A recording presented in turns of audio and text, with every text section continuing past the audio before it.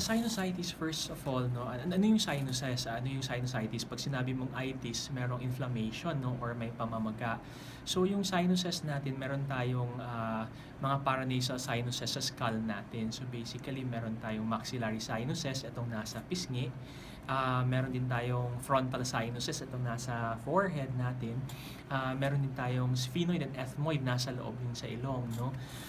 Basically 'pag sinabi mong sinusitis, itong mga spaces or sinuses or cavities 'no, na supposedly filled with air, yung balat sa loob or yung mucosa ay namamaga siya.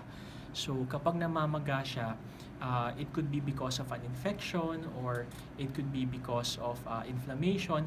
Basically namamaga siya, napupuno siya ng fluid. So when you have sinusitis, most of the time yung simptomas ng pasyente ay pain, no? Facial pain, frontal pain, yun usually ang complaint ng patients natin. Dr. James, saan nakatago yung sinuses sa mukha natin? Hindi natin alam. Actually, pag kinapa mo yung pisngi, no, itong pisngi, pag Oo. kinapa natin, that's the bone overlying yung sinuses. So sa ilalim niyan, puno siya ng hangin, air-filled siya. Yun ang tawag natin maxillary sinus, no? Pag kinapa natin yung frontal ridge, etong dito, sa ilalim niyan, sa ilalim ng buto, hollow siya. So yun yung air-filled cavity. That's the frontal sinuses naman.